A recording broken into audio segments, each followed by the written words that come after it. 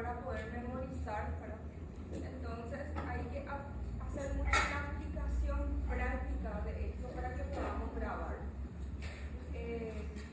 Cuando vean historia clínica van a ver que tenemos 4 diagnósticos al cual debemos llegar en un paciente, que es el diagnóstico patológico, que es lo que generalmente buscamos. Luego está el diagnóstico nutricional, que es lo que hoy vamos a aprender a evaluar. Luego está el diagnóstico inmunológico, que son todas las vacunas que debe tener según su edad, que también está en esa libreta de salud. Y luego el diagnóstico socioeconómico. Es muy importante hacer estos 4 diagnósticos. ¿Por qué? Por ejemplo, si yo tengo un paciente con una neumonía, y este paciente, además de tener una neumonía, es un desnutrido, y además de ser desnutrido, tiene inmunización incompleta. ¿Qué quiere decir? Que no tiene cobertura para el germen probable que le está causando su neumonía. Segundo, es desnutrido, entonces tiene más riesgo de que esa patología ya sea más grave. Y es uno de los criterios luego de gravedad. En todas las patologías que van a ir desarrollando durante el año, van a ver que criterio de gravedad es que sea desnutrido. Criterio o uno de los criterios de internación, si tenemos por ejemplo una bronquiolitis, se interna el que es grave o el que es moderado o leve y es desnutrido. ¿Sí? Una gastroenteritis, se inicia antibiótico si es desnutrido.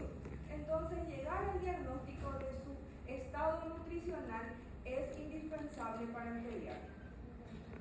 Su aspecto inmunológico también, ¿por qué? Porque no tiene una cobertura para evitar, muchas vacunas no es que evitan la enfermedad, pero por lo menos evitan la forma grave de esas enfermedades. Entonces también es importante.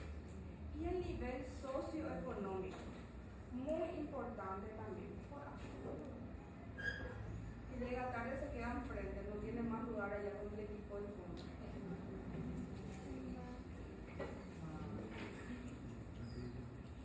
Pero, ¿verdad que son así? En mi tiempo, los que llegaban más temprano tenían que agarrar lugar en el fondo.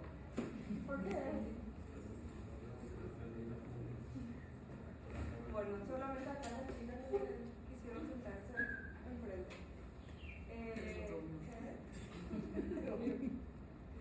Bueno, el estado socioeconómico también es importante porque vamos a ir viendo, tenemos 3. El nivel socioeconómico grado 1, que son ustedes. Todos tienen la posibilidad de adquirir, por ejemplo, un estudio terciario, ya están terminando un estudio terciario, se pueden solventar. El nivel socioeconómico grado 2 es aquel que tiene un nivel educativo terminó la secundaria, por lo menos tiene una institución y tiene, por ejemplo, un trabajo fijo que mínimo tiene un sueldo mínimo. Pero ustedes creo que todavía no tienen sueldo, entonces todavía no están en grado 1. Bueno, pero sus padres sí, entonces todavía son. Entonces el grado 2 es eso, que puede solventar las cosas básicas de la vida. Y grado 3 es aquellos que de repente tienen mala, ambiente sanitario, las casas de repente no tienen, viven en hacinamiento, viven 8 a 10 personas que hicieron historias, ¿verdad? En mi sala, ¿quién era que hizo historia? ¿Cuántos vivían en la casa? 8 personas. ¿Cuántas piezas tenía? 2. Imagínense. 8 personas en 2 dormitorios, ¿verdad? Viven en hacinamiento. Agua potable de pozo.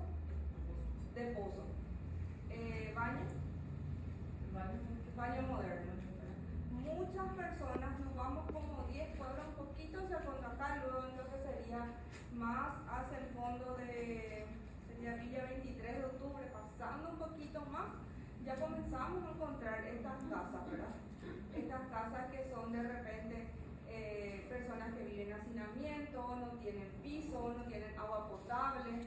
Entonces tenemos todavía lugares, muchísimos lugares así, cerca de las zonas del río también. Entonces es diferente a un niño que vive en una casa con todo el ambiente sano que una persona que vive en un ambiente de hacinamiento, donde no tiene agua potable, donde no tiene un lugar, digamos, limpio, o que la mamá no tenga un nivel de instrucción que pueda entender cuál va a ser el tratamiento. Entonces, eso se llama factor, es un factor de riesgo, es un riesgo social. Ese paciente también se interna. Bueno, lo ideal era que se internen todo, ¿verdad? Pero no tenemos muchos lugares, pero tenemos que saber que se tiene que internar. Por eso es importante también, ahí está la importancia del nivel nutricional. Bueno, hay dos aspectos que evaluamos en todas las etapas del niño. Tenemos varias etapas en ese niño también. Está el recién nacido, que hasta cuándo? 28 días. Después, lactante menor es hasta 11 meses, 29 días, hasta un año, redondeando. Lactante mayor, hasta los 2 años. Preescolar, 5. Después, escolar, adolescente, 18. Bueno, entonces en todas estas etapas de la vida vamos a ir evaluando su crecimiento y su desarrollo. ¿Qué es el crecimiento? Es el aumento o el progreso cuantitativo de ese niño, ¿verdad? Y eso vamos a ir midiendo en peso y en centímetros. ¿Qué es lo que evaluamos? ¿Verdad? El peso del niño, ¿verdad? Y en centímetros evaluamos la talla, el perímetro cefálico, el perímetro torácico y el perímetro abdominal. Es un concepto anatómico, ¿verdad?, que está influenciado por varios factores. Estos factores son genéticos, ¿verdad? Claro, si los padres tienen, digamos, son altos, ¿verdad?, es más probable que ese niño también sea alto. Si después están los factores nutricionales, es lo que yo le aporto o lo que se le aporta en la casa, ¿verdad?, de buenos nutrientes para que tenga un buen crecimiento. Y después los factores ambientales, que es lo que dijimos. En esos factores ambientales está todo lo que es la parte de saneamiento y también lo que es el factor afectivo. ¿Okay? Varios estudios hacen, ¿verdad?, que se pueda evaluar estos datos, y hay un estudio muy grande que se llama Generación 2000, en que se estudió varios niños de varios países y de varios ambientes, y se vio que si nace un niño en que de repente tiene los padres buena genética, tiene buen ambiente y tiene buen aporte nutricional, generalmente sube de peso y tiene un buen desarrollo, un buen neurodesarrollo, ¿sí? Tiene más luego de lo que es el percentil 50. Ahora, si ese niño, por ejemplo, se vio en este periodo, por ejemplo, tenía todos estos factores, pero de repente, cuando nació, pero de repente en su país empezó la guerra, comenzó a tener mal saneamiento y tenía menos aporte nutricional. Ese niño de un país a otro país que tenía los mismos niveles de oportunidad del otro disminuye. Al contrario, si de repente tiene todos esos aspectos, pero tiene mala genética, probablemente va a tener menos, pero con el ambiente y con el aporte nutricional puede mejorar. Entonces los tres factores tienen que estar juntos, y si uno se pierde, va a ser difícil que ese niño logre tener todo lo que debería lograr. Entonces, crecimiento es el progreso cuantitativo.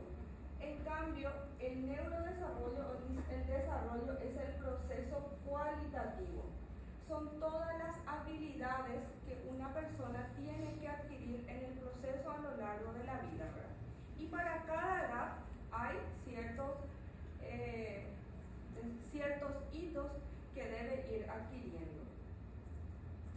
El desarrollo es cefalocaudal. Comienza a adquirirse, digamos, de arriba hacia abajo, de proximal a distal. Por ejemplo, una de las cosas que debe adquirir para ir adquiriendo es el sostén cefálico. Entonces, al primer mes lo que va a tener es sostén cefálico. Después, a los 3 a 4 meses tiene que rodar sobre su tronco. A los 6 meses se sienta. A los 9 debe gatear, ¿sí? A los 11 debe pararse con apoyo.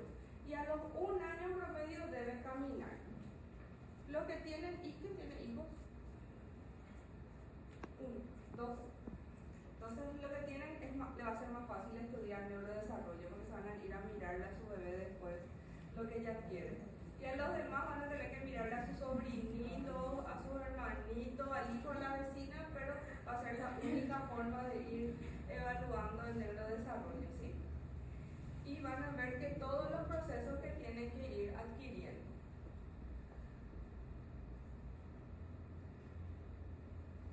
Como dijimos, crecimiento es el incremento, ¿verdad?, en forma cuantitativa de la talla, el tamaño óseo, también de la dentición. En cambio, el desarrollo es un proceso por el cual las personas pueden lograr las capacidades básicas funcionales para poder sobrevivir, ¿verdad? Y esto incluye todo lo que es la adaptación, la socialización, el aspecto motor y el lenguaje, y el conjunto ello en general hace lo cognitivo.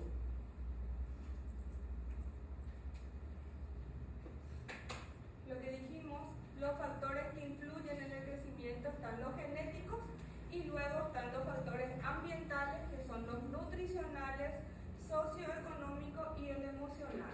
También se vio que un niño que no tiene un lazo afectivo o no está, ahora se habla mucho, seguramente ya escucharon hablar de lo que es la estimulación temprana, ¿sí? Y la estimulación temprana justamente es el lazo afectivo con una persona o con un cuidador.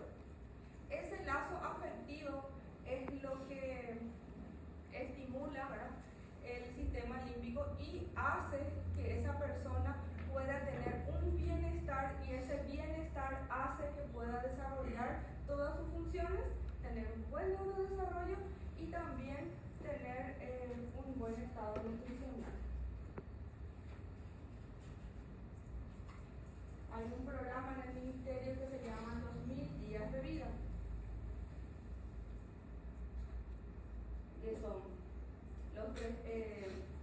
los 9 meses de embarazo más los 2 primeros años de vida, en el que en ese periodo se habla de que la madre tiene que, desde la gestación debe haber un buen ambiente afectivo, es decir, la mamá tiene que estar bien cuidada, las personas que conviven con ella tienen que darle lazos afectivos, tienen que estar tranquila y tiene que tener una buena nutrición para que ese bebé nazca bien.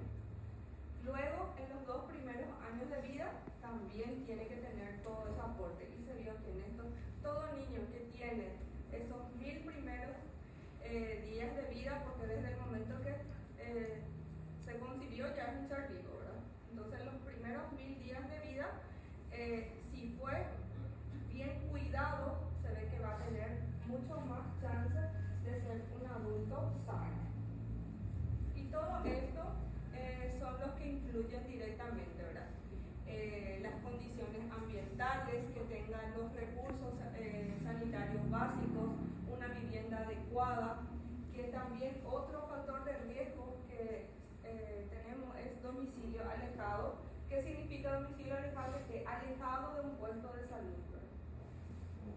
La familia, sus condiciones económicas, los intervalos entre cada nacimiento, ¿Por qué? Tanto por los riesgos que tiene ese niño de nacer con alguna malformación, o también el que cuando ya nace, que puedan haber los tipos de nutrición. Hay una nutrición que se llama kwashiorkor, que significa el desplazado, ¿verdad? ¿Qué quiere decir? Que si enseguida nace otro niño, le desplaza a este, entonces le quita lo que nutricionalmente y afectivamente le correspondía, ¿verdad? Y eso también el exceso número de hijos. La madre también, si está desnutrida, si tiene alguna enfermedad, si es adolescente, si tiene depresión postparto, tiene baja escolaridad y por lo tanto no puede o no tiene la capacidad. Es algo que de repente también, cuando son jóvenes, ¿verdad? A veces van a haber situaciones acá en la guardia o en el hospital donde de repente ven una mamá que no le cuida bien a su hijo. Y nosotros nos enojamos, ¿verdad? Van a escuchar que los presidentes se enojan, que a veces ustedes también van a decir, ¿y por qué no le cuida, no le quiere luego a su hijo? ¿Para qué tiene hijos si no le va a cuidar, verdad? Es diferente el pensamiento de ustedes, que ya son universitarios, casi profesionales, a un paso de ser profesionales, de una mamá que de repente ni se fue a la escuela. Vivió en un ambiente luego de 8 a 10 hijos donde la mamá y el papá no le hizo caso. Se embarazó y tiene 2, 3 hijos o 10 hijos de padres diferentes. Nunca tuvo un apoyo emocional a través de su pareja. Y encima no tiene la escolaridad ni la preparación, digamos, cognitiva, ni información para poder, y menos la tele ni el celular le da buena información, ¿verdad? Entonces, esa mamá no está preparada cognitiva ni psicológicamente para cuidarle a nadie. Entonces tenemos también que ubicarnos en la situación de esa mamá, ¿verdad? No digo que le vamos a entender, ¿verdad? Pero por lo menos en ese momento que ustedes van a venir acá a hacer la guardia, o en ese momento que van a hacerles la historia, bajemos un poquito a nivel de ellos para intentar entenderle, y ahí un poquito por lo menos ser docentes o ser instructores de esa mamá para ver de repente en qué está haciendo mal para poder estimularle y enseñarle, ¿sí? Porque muchísimo ven acá. Madre adolescente, yo tengo una hija de 15 años y suele venir a veces a acompañarme de repente por alguna actividad, y en una de esas salí enojada de la recorrida, y con los residentes comenzamos a pelearnos porque había 4 adolescentes en la sala, madres adolescentes. Eran 2 de 14, una de 15 y una de 16. Y salí súper enojada. ¿Cómo? Miren, tenemos apenas, en ese tiempo teníamos 12 camas prácticamente, casi la mitad de las mamás son adolescentes, me estaba plagiando. Y me mira mi hija y me dijo algo que me llamó mucho la atención, ¿verdad? Y me dice, mamá, ¿por qué te plagias? Y porque son 4 adolescentes embarazadas. Y me dice, imagínate qué valiente que son. Estás diciendo que son 4 mamás adolescentes embarazadas que le están cuidando a sus hijos. No es una mamá que le abandonó a su hijo, o no es una mamá que abortó a su hijo, ¿verdad? Entonces, me hizo callar en frente de los presidentes, ¿verdad? Mi hija adolescente me corrigió, y es cierto, ¿verdad? De repente hay que ubicarse en cada contexto de cada persona. Bueno, tabaquismo, alcoholismo y otra, y drogadicción, ¿verdad? Otros factores que influyen es después del nacimiento, que ese niño tenga alguna anomalía genética, que sea prematuro o que tenga bajo peso al nacer. Si tuvo bajo peso al nacer, probablemente en la gestación ya hubo un problema que puede causar bajo peso o retardo de crecimiento intrauterino. Hipertensión en el embarazo.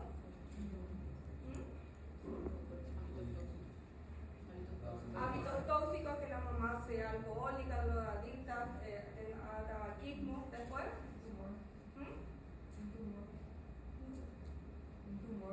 un tumor, sí, que esté. Después, embarazo gemelar, sí. Todo lo que dijimos hace rato, ¿verdad? Entre ellos, que la mamá sea desnutrida, que la mamá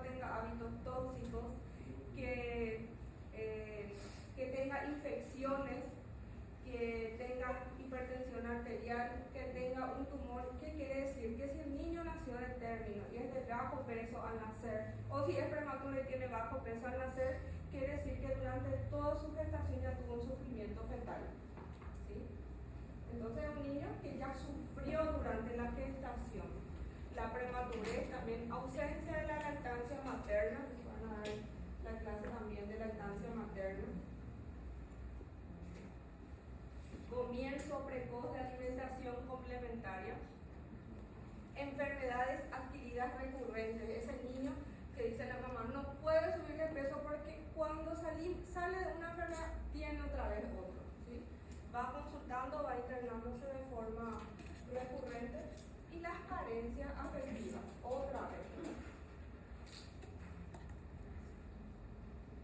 Y acá lo que ya dijimos, ¿verdad? Los periodos de crecimiento. Tenemos crecimiento intrauterino, que en el primer trimestre, ¿verdad? El periodo embrionario y el periodo fetal, segundo y tercer trimestre, que ya dieron todo con la doctora Moco, ¿verdad?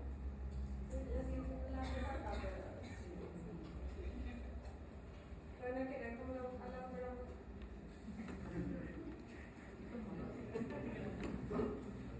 Y el postnatal. Ya pasé por yo pasé también por las manos de la doctora Mota, la doctora Ferreira, entonces es todo lo que se pasa.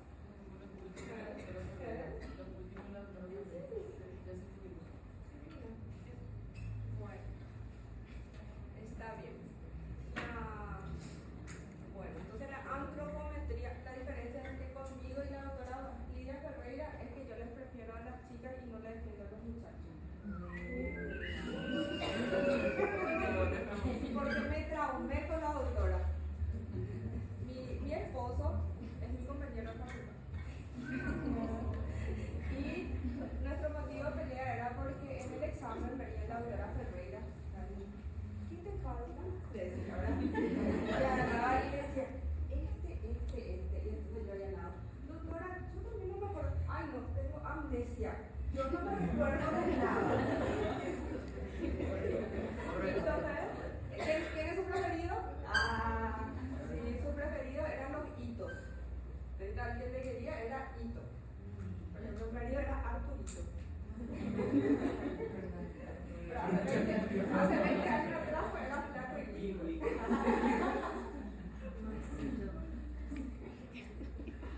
Siempre le invitamos a los compañeros. Pero la verdad que es la mejor profesora de semiología. Hay diferencia de. Ojalá que se quede como profesora.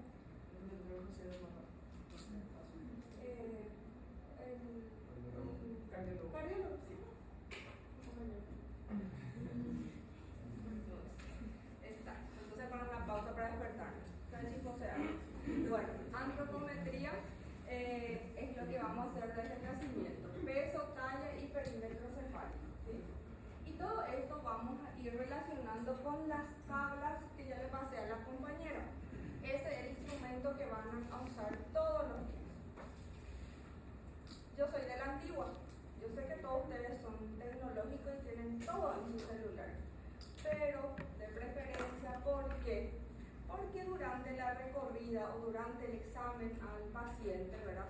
Es de mal gusto estar quitando el celular, porque el familiar no sabe si uno está chateando, o si uno le está filmando, o si uno le está pasando de todo. Entonces, para evitar malos ratos, prefiero que tengan impreso y traigan sus tablets, ¿sí? Es muy útil, es lo que usamos, pero en realidad en la vida diaria le va a ser muy útil tener también como un instrumento ya como una aplicación.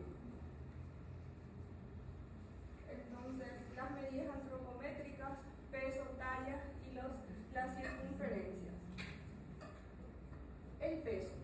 Todo niño de término nace en un promedio entre 3.000 y 3.500 gramos. ¿Qué quiere decir un niño de término? ¿Ya tuvieron clase con la doctora Rojas? ¿Quién está con ella? ¿La neonatóloga le escribieron? Sí. ¿Ya tuviste con ella? Sí. ¿Qué dieron? ¿Qué clase dieron con ella? Historia clínica. Historia clínica. Bueno. Cuando hablamos de niño de término,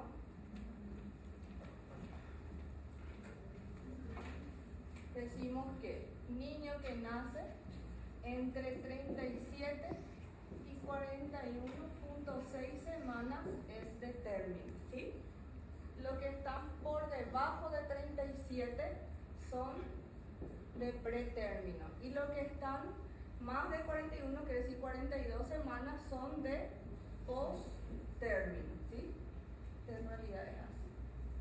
Entonces, pretérmino y posttérmino. Entonces, cuando dan las clases de atención inmediata al recién nacido, lo que primero hacemos es clasificar si es de término, posttérmino o pretérmino y luego relacionar con el peso al nacer. Entonces, un niño de término que nace de 37 a 42 semanas y debe pesar entre 3.000 y 3.500 gramos. Si pesa menos de 2.500, hablamos de un niño de bajo peso al nacer. Si tiene menos de 1.500, de muy bajo peso. Y si tiene menos de 1.000, hablamos de extremo bajo peso. Esos datos son muy importantes. Son muy importantes cuando nace porque dijimos que tenemos que ver si tiene alguna patología durante la gestación que puede influenciar en su vida extrauterina inmediata. Entonces, inmediatamente es muy importante. Los que no están en neo ven también otros niños, tanto en la urgencia como en la sala.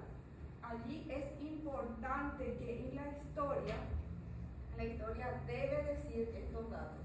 Si fue de término y si tuvo buen peso o no tuvo buen peso al nacer, porque después vamos a ver que eso va a influenciar hasta los 3 años de vida aproximadamente, dependiendo de con qué kilo nació, ¿ok? Eso vamos a tener que ir corrigiendo.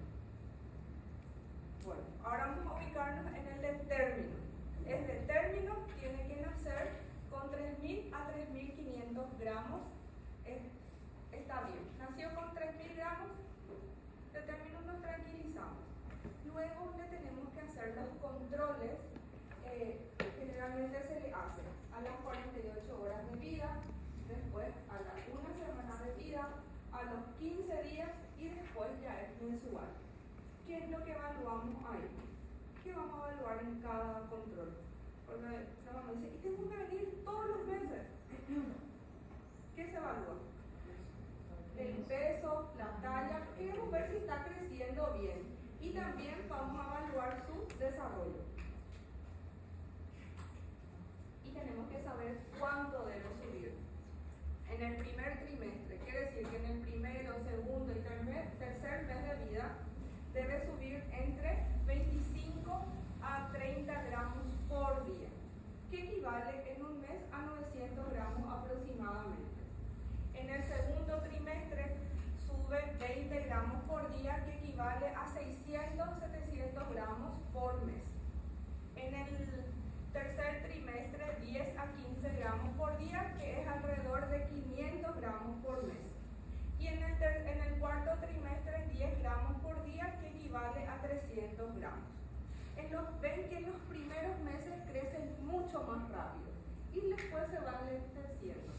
En el primer año de vida debería tener entre 9.000 a 10.500 gramos y del primero al segundo año de vida ya crece solamente 2.500 a 3.500 gramos por año, ¿sí?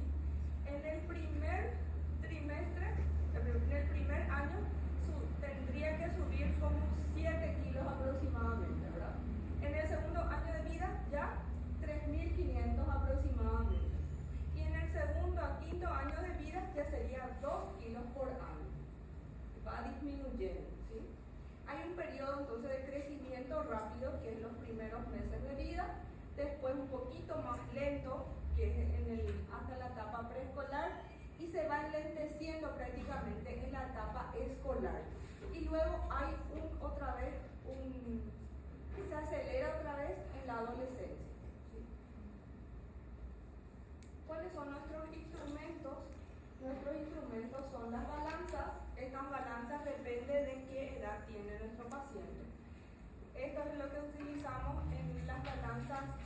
tipo plato o bandeja para los lactantes, y las que son de pies, que ya tienen tallímetros, lo ideal, ¿verdad? En los niños preescolares, escolares y adolescentes, ¿verdad? Son los tipos de balanzas con bandeja, ¿verdad? Si el paciente es un lactante menor, lo ideal es pesarlo acostado; si es un lactante mayor, sentado.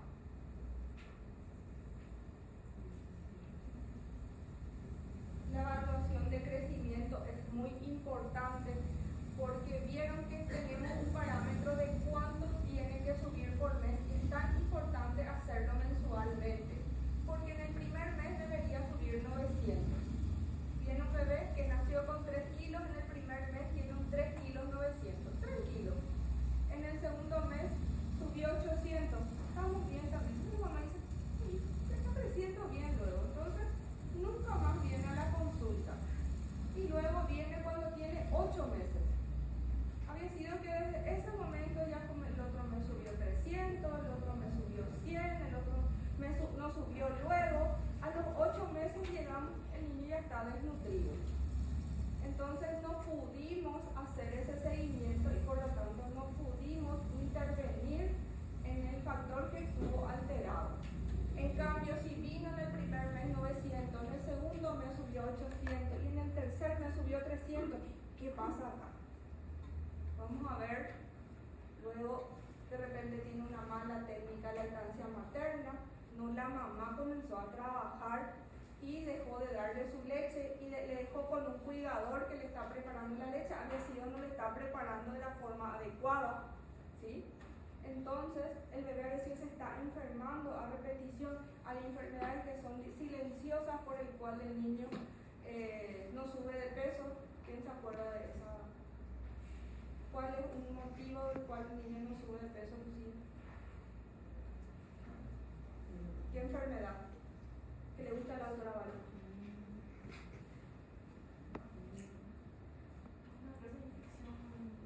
Infección urinaria, ¿sí? Entonces ha decidido que el niño tiene infección urinaria, y la única manifestación que tiene es que no está subiendo de peso, pero la mamá nunca se dio cuenta, ¿verdad? Entonces, por eso es tan importante esos controles mensuales.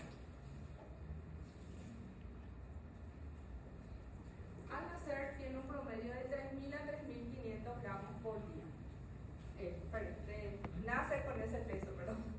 Pero ¿qué pasa? Ese niño al nacer está edematizado. Nace ahí hinchadito, con los ojos todos hinchaditos, y en los primeros días de vida va a defecar, va a orinar, va a eliminar meconio, y entonces pierde líquido. Es uno de los factores. El segundo factor que van a ver después, la lactancia materna. En los primeros días la leche otra vez se clasifica en etapas. Los primeros días es calostro, luego hay una leche intermedia, y luego está la leche madura. En los primeros 7 días es calostro, y ese líquido tiene bajas calorías, prácticamente no tiene grasa, pero tiene buena agua, inmunoglobulinas y proteínas. Pero ¿qué pasa? No le va a engordar al bebé. Entonces es normal que en los primeros 10 días de vida pueda perder 10% de su peso. Entonces, en la primera semana de vida puede venir este bebé que nació con 3 kilos, puede venir con 2 kilos 700. No nos asustemos, y no le asustemos a la mamá también. Ahí le tenemos que explicar que bajó 10% porque perdió líquido, y todavía el aporte de grasa no es suficiente, pero esa leche es lo mejor y lo que no puede perder ni un niño, ¿sí? Entonces, ahora si ese bebé pierde más del 10%, ahí sí ya me tengo que asustar, ¿sí? Y eso después de los 10 días, como ya la leche va a estar madura, va a tener una buena cantidad de grasa, ya le va a aportar buenas calorías, el bebé ya tiene que subir de peso. El niño al tercer mes, lo ideal es que doble el peso del nacer. Si nació con 3 kilos, debe pesar 6 kilos.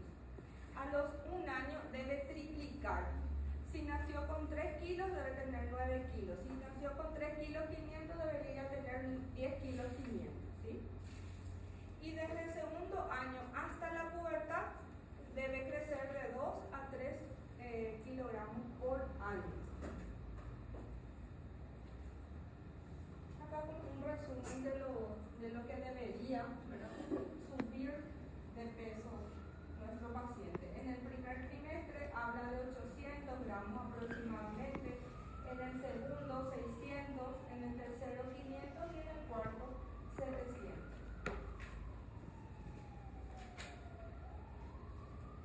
Claudia Acosta. ¿Quién no vino a cerrar la lista? ¿Quién vino después? Que no le llamé. Carlos. ¿Carlos y tu apellido? Morales. Morales. Carlos Morales. Carlos Morales. Si mi bebé si el bebé nació con este término y nació con 3 kilos 200. Este es su peso al nacer. Y ahora tiene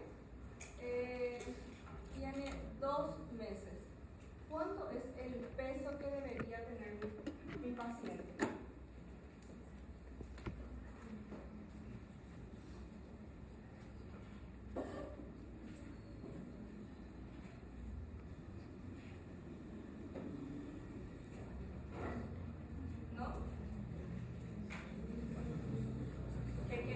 Nació con 3 kilos 200.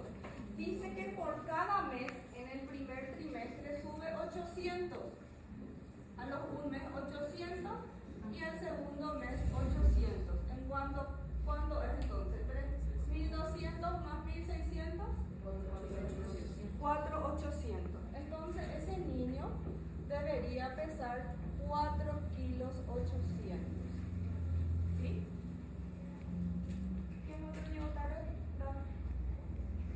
¿Cuál es tu nombre? ¿Tu apellido? Galeano.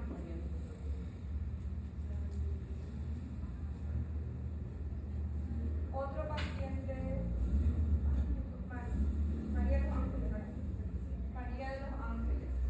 Un paciente que viene, nació con 3 kilos y ahora tiene 4 meses.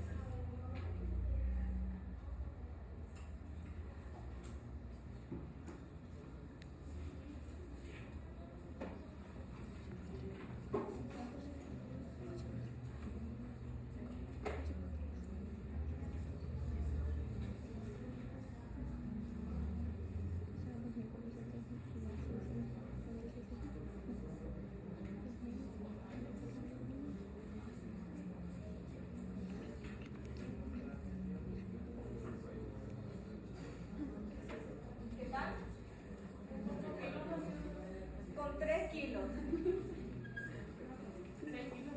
¿Sí? Entonces, 4 meses, ¿verdad?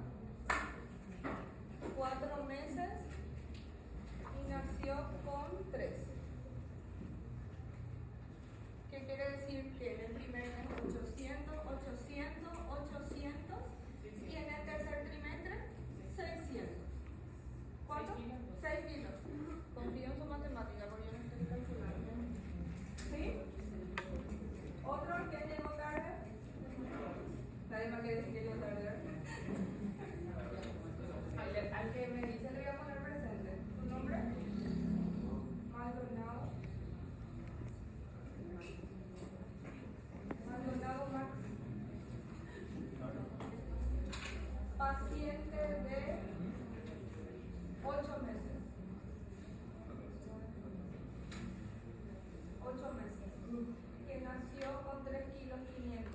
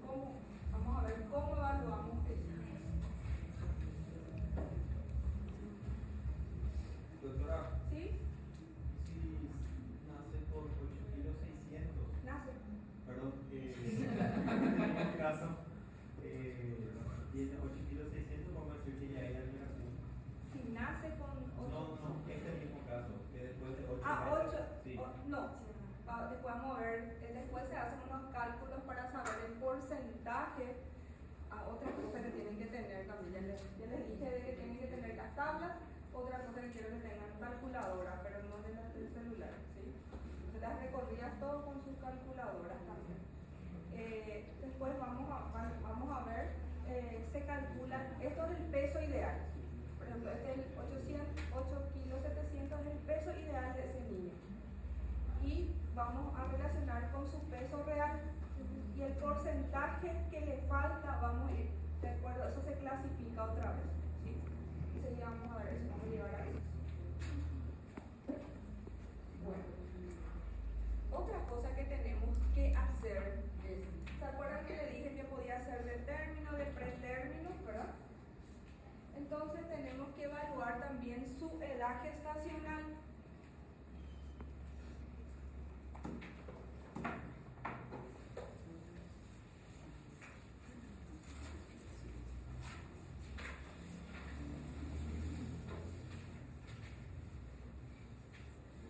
Dijimos que de 37 a 42 es de término. Pero si yo tengo de pretérmino, tengo que evaluar cuál es su edad gestacional verdadera. Y para eso hay una fórmula que es de 40 semanas, resto lo que es la edad gestacional con el cual nació. Por ejemplo, si nació de 34 semanas, ¿verdad? Yo resto 40 menos 34, ¿cuánto es? 6, ¿verdad? 6 semanas es lo que le falta, ¿verdad? 6 semanas corresponde a un mes y medio, ¿verdad? Si viene un paciente que tiene 2 meses, ¿verdad? 2 meses, y yo le resto este 1 mes y medio, ¿verdad? Prácticamente tiene, vamos a hacer un poquito más, ¿verdad? Voy a hacer de 3 meses, ¿sí? 3 meses menos 1,5, prácticamente tiene 1 mes de vida nomás, 1 mes de edad gestacional corregida. Esto tenemos que hacer porque así hacemos los cálculos. Nosotros no vamos a hacer con este 3 meses, nosotros vamos a hacer con 2 meses. Una forma más práctica. 32 semanas. Este serían 8 semanas, ¿verdad? 8 semanas menos es lo que vamos a hacer. Y 8 semanas corresponde justito a 2 meses. Si viene un paciente que tiene 6 meses, pero nació de 32 semanas, yo le voy a hacer menos 2 meses. En realidad vamos a calcularle todo como 4 meses. ¿Entendieron? ¿Que no? ¿No? No.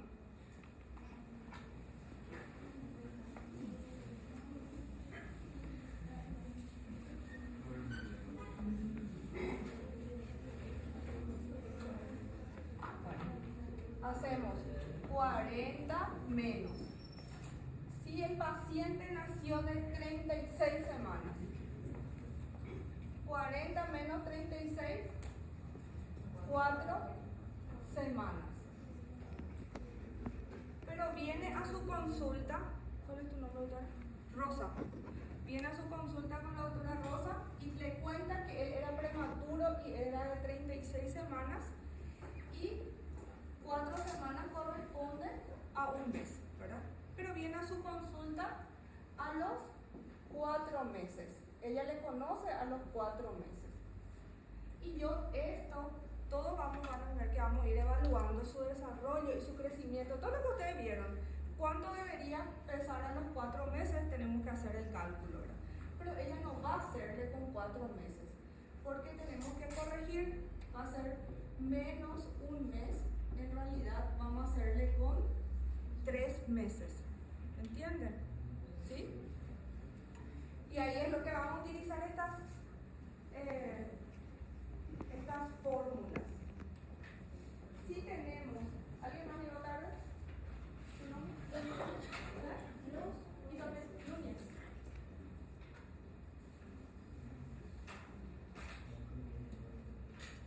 Luz. Supongamos que tenemos un paciente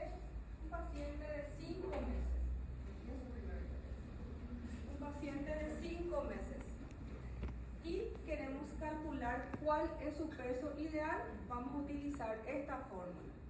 5 más 9, 14, dividido 2, 7. Entonces, el peso ideal de ese paciente es de 7 kilos. ¿Okay? Ahora, Luz, si tengo un paciente de 7 meses, ¿cuál va a ser tu cálculo? Determino. Ahora vamos a hablar de término. 8 kilos, está bien. ¿Alguien más? ¿Falta en la lista? ¿No? Bueno, entonces Claudia Costa. Claudia, ¿y si tengo un paciente que nació de 32 semanas y nació con 32 semanas y ahora tiene 8 meses?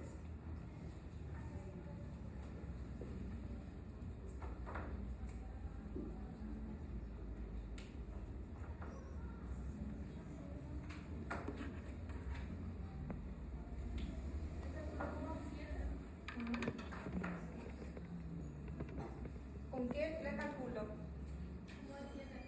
¿Todos están de acuerdo? Menos un mes y 2 semanas. 32 serían 8 meses, va a ser menos 2 meses. ¿Sí? Si tiene 8 meses, vamos a calcularle por 6 meses. ¿Sí? ¿Está bien? Entonces, si tiene 6 meses, ¿cuál va a ser su peso ideal? ¿Sería cuánto?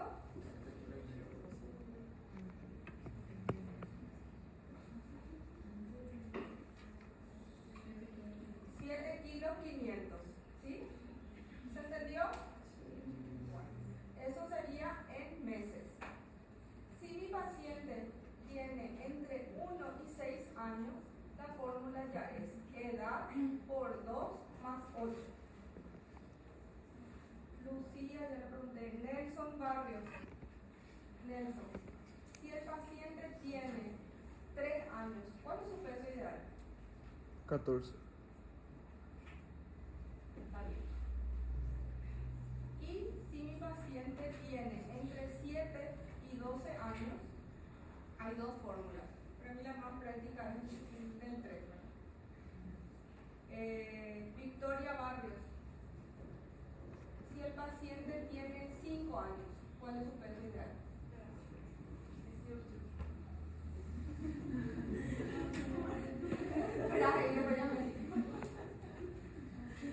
Bueno, estas son formulitas que son muy útiles para hacer estos cálculos rápidos, ¿sí? Bueno.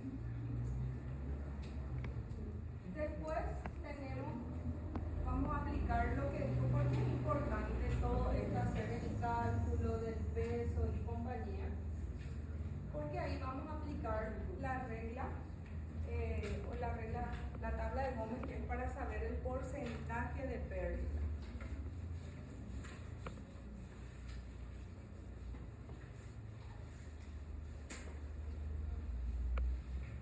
El último paciente, ¿cuántos años tenía? Sí, ¿cuántos? 7, ¿verdad? No me acuerdo más. 5. 5. Ah, no, 5 era todavía en el 18. Un paciente de 10 años. ¿Cuánto es su peso ideal? 33 kilos, ¿verdad? Pero supongamos que este paciente vino a la consulta y tiene 30 kilos. En este caso vamos a utilizar una fórmula que es el peso real dividido el peso ideal por 100.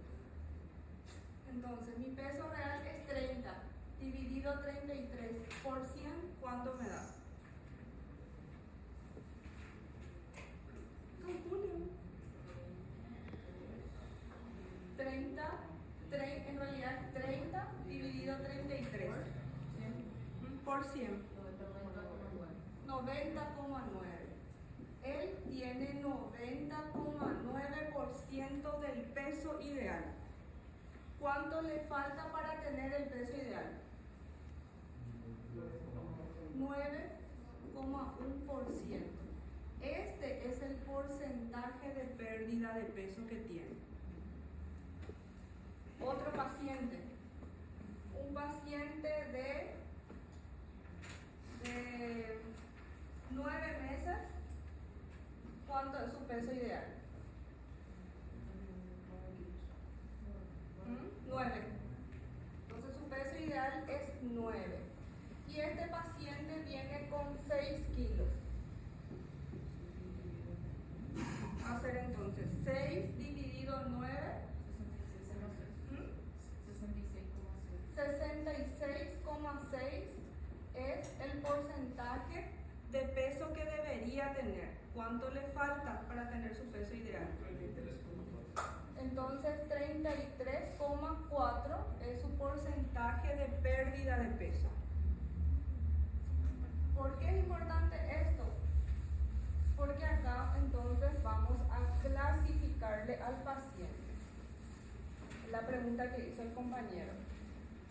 Si yo tengo una pérdida de peso del 10%, de menos del 10%, estamos todavía bien. Mi paciente es eutrófico. Estamos bien.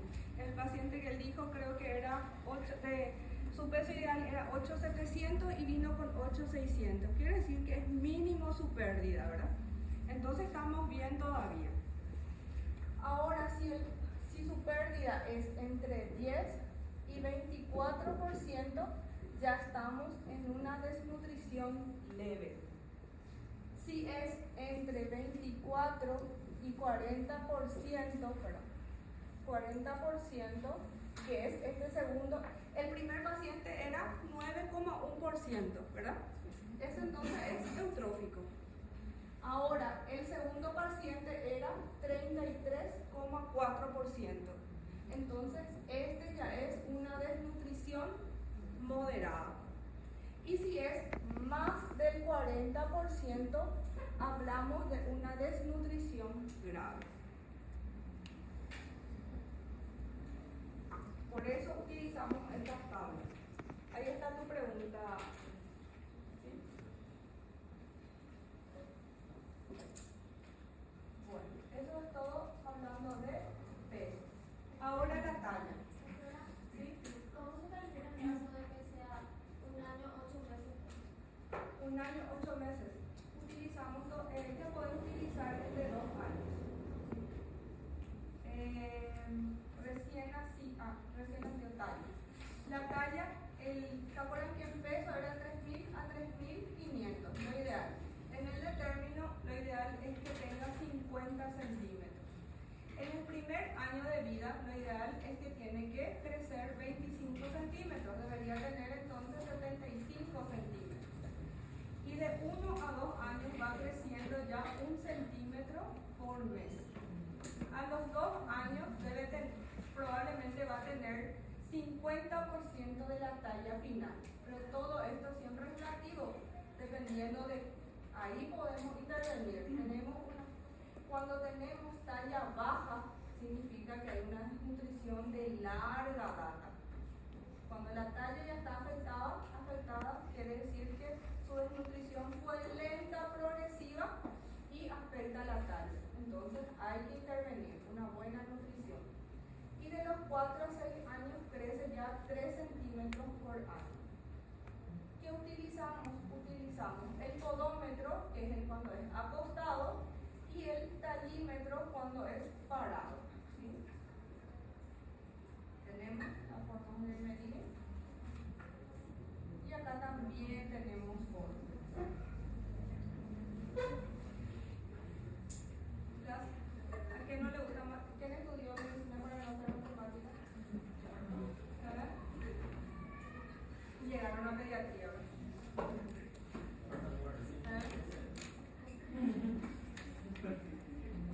En el CPI dijeron matemáticas nunca más. Bueno, entonces acá calculamos otra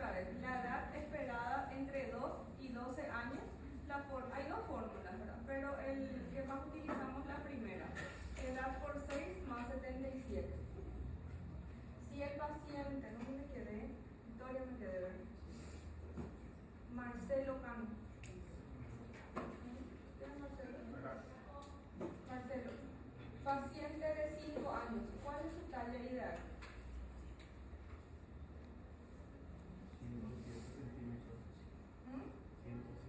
107 centímetros. Y los 5 años tiene aproximadamente ya 1 metro. Y así se va calculando.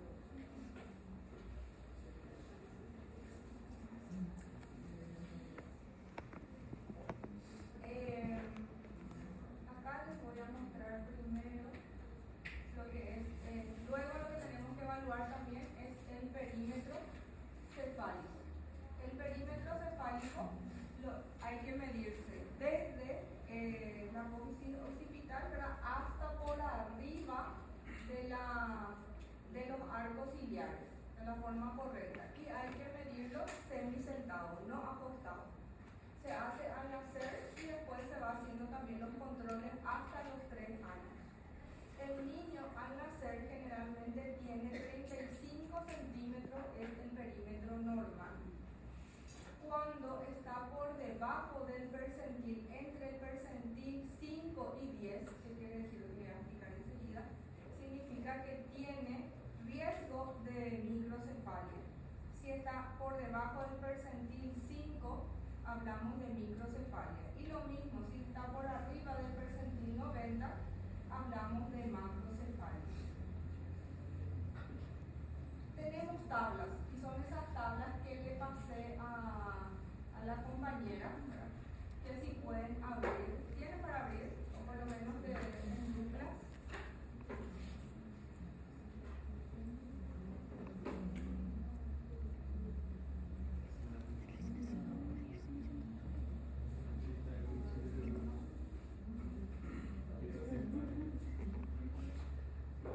¿Quiénes pueden abrir? ¿Dos? ¿Quién más puede abrir? Para poder ponerse en duplas o en mesas. ¿Vos ya abriste? ¿Sí? ¿Ustedes sí? ¿Ahí? ¿También? ¿Ya? La libreta de salud. Hoy sí tienen las tablas, solo que en las clases no estaban todas las tablas, por eso le pido que abran. En esa primera van a ver, estos son los percentiles y estas son las curvas que se utilizan. Cuando estudiaron epidemias solamente estudiaron lo que serían los percentiles o las desviaciones estándar. Estas tablas se realizan según regiones, ¿verdad? Porque es diferente la talla, por ejemplo, de un anglosajón a un oriente, que va a ser más alto que un latinoamericano, pero un latinoamericano va a ser más alto, por ejemplo, que un oriental, ¿verdad? Entonces, eso es en línea general, ¿verdad? Claro que hay las excepciones y las reglas. Entonces, se toma, quiere decir que la mayor cantidad de personas tiene ese peso, esa talla y ese perímetro cefálico, y eso corresponde al percentil 50, ¿sí?, o a la desviación estándar 0, ¿sí? Los que tienen menos de esos van bajando, que corresponde al percentil 10 o percentil menos 1, luego al percentil menos 2, y desviación estándar menos 2, y luego al menos 3. Y así cuando es hacia arriba. Y eso es lo que ubicamos en estas tablas. Las tablas que ustedes, que ahora les pasé, que son las tablas que acá por lo menos pinta, ¿verdad?, que sería la tabla, la zona verde es lo ideal. La zona verde es lo que está entre menos 1 y más una desviación estándar. Si ustedes escuchan que alguien dice que el niño está entre menos 1, y así deben decir, porque no podemos decir en frente del paciente, el paciente es desnutrido, el paciente es obeso, ya saben que ahora todo es discriminación. Entonces, tienen que hablar con términos. Tenemos que aprender como médicos a hablar con términos, y ustedes cuando escuchan que otros hablan ya se van a ubicar, o cuando ustedes presentan, nosotros que le escuchamos ya le vamos a ubicar a ese paciente. Entonces, si yo tengo un paciente, por ejemplo, que tiene 10 meses y pesa 9 kilos, está en la zona verde. ¿Qué significa? Que está entre menos 1 y más una desviación estándar. Entonces, al escuchar eso, yo ya sé que el paciente es eutrófico. Si tengo otro paciente que tiene 7 meses y pesa 7 kilos, ¿sí? 7 meses, 7 kilos, está entre -1 y -2 desviaciones estándar. Y al escuchar eso, yo ya sé que tiene riesgo de desnutrición o, en otras palabras, una desnutrición leve. Si tengo otro paciente que tiene 8 meses y tiene 6 kilos 500, está entre -1 y -3 desviaciones estándar. Quiere decir que tiene una desnutrición moderada. Y si está por debajo de -3, ya hablamos de una desnutrición grave. Así se interpretan las tablas. Entonces, estas tablas tienen que tener. Y ahí van a ir pasando y van a ver qué tenemos. Para los menores de 2 años tenemos la tabla que relaciona el peso con la edad. Y también tenemos 2 tablas, porque es diferente el crecimiento biológico de una niña y de un varón. Entonces, las tablas para las niñas es rosado y el de los varones es celeste, para ir ubicando según sexo, porque el peso y la talla se afectan también según el sexo. Entonces, tenemos menores de 2 años, tenemos peso, edad, talla, edad y perímetro cefálico de edad. Esos son los 3 parámetros que vamos a ir evaluando. Entre 2 y 5 años, van a ver que tenemos otra vez tablas que relacionan peso y talla, ¿sí? Ahí ya hay una correlación entre el peso y la talla. Y vamos a ir viendo más adelante, cuando vemos desnutrición, que ahí ya podemos evaluar y relacionando eso.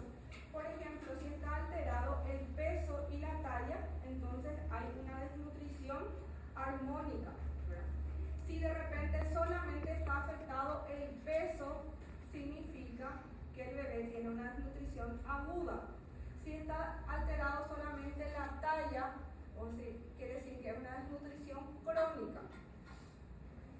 Y en mayores de 5 años ya se utiliza la tabla que relaciona el índice de masa corporal con la edad, ¿sí? ¿Y cómo se calcula el índice de masa corporal? Altura al cuadrado, exacto. Acá está lo que habíamos dicho, ¿verdad? La edad, ¿verdad? Que es, como uno va evaluando, es la edad gestacional. ¿Cómo vamos a ir utilizando?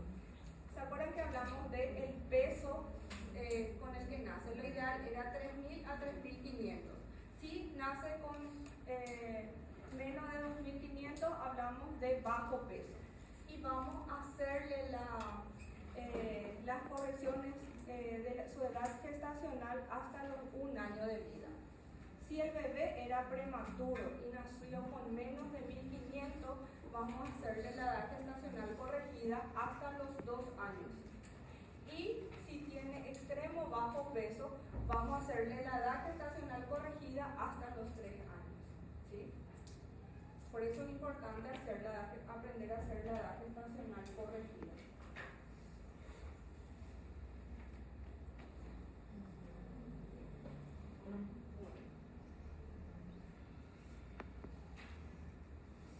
El perímetro cefálico, también hacemos la circunferencia abdominal. Estas son las curvas de la OMS que ya ahora miraron, que esto es una representación gráfica de las distribuciones según edad y sexo, ¿verdad? Las mediciones correctas y ubicarle bien en las curvas de crecimiento va a darnos un diagnóstico nutricional de ese niño. Y utilizamos las desviaciones estándar y también los percentiles. En menores de 2 años, peso, edad, talla, edad y también el perímetro cefálico. Entre 2 y 5 años, peso, talla, y en mayores utilizamos índice de masa corporal. Después está la aproximación. Esta es un poquito, porque viene el paciente a la consulta y dice la mamá, ¿cuántos años tiene?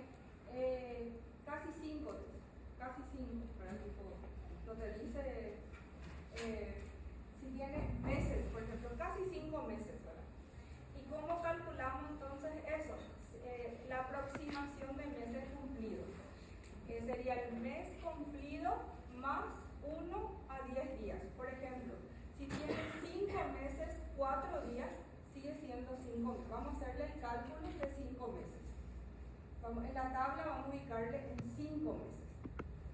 Si tiene 5 meses, 13 días, vamos a hacerle 5 meses y medio. Vamos a ubicarle en el medio. Ahora, si tiene 5 meses, 26 días, ahí ya es cerca de 6 meses, para ubicarle en la tabla. ¿Por qué? Porque viene la mamá, te dice, tiene casi 6 meses, te dice, y el decido que ayer cumplió 5 meses. Entonces, siempre no te dice exactamente cuántos días. Entonces, para poder ubicarle en las tablas, ¿sí? Entonces, si nosotros queremos ubicarle en la tabla a ese paciente de 5 meses, 4 días, vamos a ubicarle en 5 meses. Si tiene 5 meses, 13 días o 15, en el medio, entre 5 y 6. Y si tiene más de 15 días, alrededor, más de 20 días, vamos a ubicarle en 6 meses. Esta es la edad gestacional corregida y estas son las tablas. Esta es la tabla de peso-edad en menores de 2 años. También peso-edad. Este es talla-edad. El perímetro cefálico, que decimos que tiene un buen perímetro cefálico cuando cae entre más y menos 1, tiene riesgo de microcefalia entre menos 1 y menos 2, microcefalia leve, moderada entre más 2 y más 3, y grave, menos 2 y menos 3, y microcefalia severa por debajo de menos 3. Y por arriba sería macrocefalia. Esto es muy importante porque si encontramos microcefalia en ese recién nacido o en los primeros meses de vida, tenemos que ir a buscar enfermedades que pueden causar microcefalia. ¿Cuáles pueden ser?